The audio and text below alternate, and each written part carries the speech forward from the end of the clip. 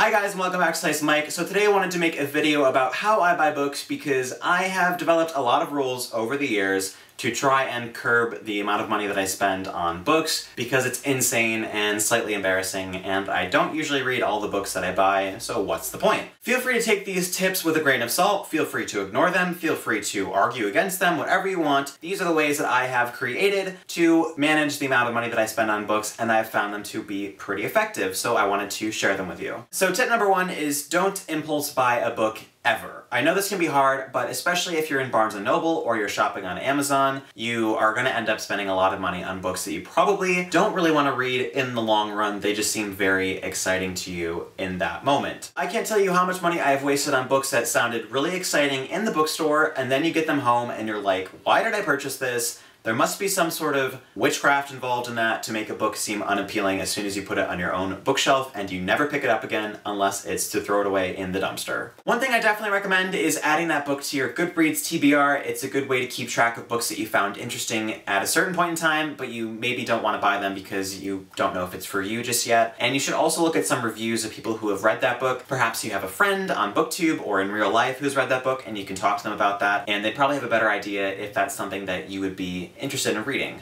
Tip number two. Let's say you have a book that you really want to buy, and no amount of thinking about it or trying to convince yourself not to buy it is going to stop you from purchasing it. I recommend giving yourself a time limit, which can be anything from 2 weeks to 2 months to even longer than that if you want, if it's a really expensive book. It's definitely a good way to consider if you want to buy the book, and then after that time limit has expired, you might decide that you didn't really want the book or you no longer want it. So the two main benefits of this are that you will probably pay less for the book if you decide to buy it 2 months in the future. There's a good chance the price will have gone down by then, and you may decide that you don't want it anymore, so that'll prevent you from buying the book altogether. It's a good trade-off, in my opinion. Tip number three is to read a book before you buy it, and for this, obviously the library is going to be perfect. Free books all the time.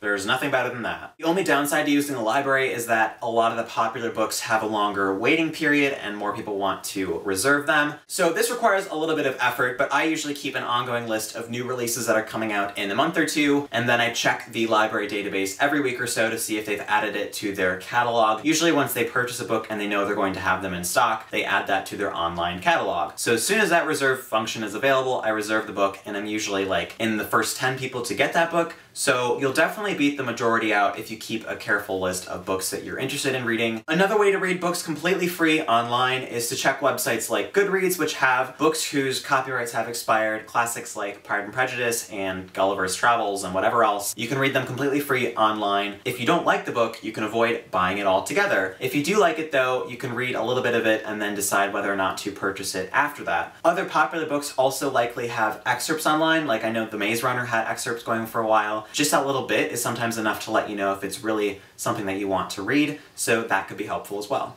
Tip number four is to buy used books as frequently as you can. I'm sure some of you guys are very against used books, but in reality you can find a lot of great, gently read books for a fraction of the cover price. There are two main ways that you can buy used books. The first is to check out shops and sales in your area. You can go to Goodwill, you can go to Salvation Army, a used bookstore, you can even check out garage sales and library sales. There are so many ways to find affordable books right where you live. The benefits of shopping in your community are that the funds that you're spending at the store will go back into your community more than if you're shopping on Amazon, which is probably not going to benefit where you live directly. So obviously there's going to be less selection in your area than there would be online, but you're also not going to buy as many books in real life as you would online because it's not as easy to pick up a book in real life as it is to click purchase in your shopping cart. I try to avoid online shopping at all costs because it is so tempting to add books to your cart. Books that you probably don't want, but they're so cheap, like $2 or $3 each, especially on like Book Outlet, and you just keep adding them to your cart and they add up pretty quickly. I don't do that very often, but you guys maybe have a little more self-control than me. I don't know. The last tip I have, which is probably the hardest, is to give yourself a book buying budget. And I mean a real one, not a fake one. The first step here is to add up all the books that you bought last year and to decide whether or not you're comfortable with the amount of money that you spent on books in the last year. You should find a number that you're comfortable with, and more importantly, that you can afford with your income or with the amount of money that you're bringing in. I find it helpful to have a monthly budget so that I don't overspend each month, but maybe you want to have an annual budget, the total amount of money that you want to spend on books each year, and then you can have book buying binges during the summer or during the winter, whatever you want. If that works better for you, that's okay. So those are my 5 big book buying rules, and I found them to be really helpful in terms of the amount of money that I spend on books. Maybe you guys have other rules, and if you do, feel free to share them in the comment section below. I would love to hear how you guys manage your own spending. So that is going to be it for today. I wish you guys luck on your future book buying endeavors, and I will talk to you all later.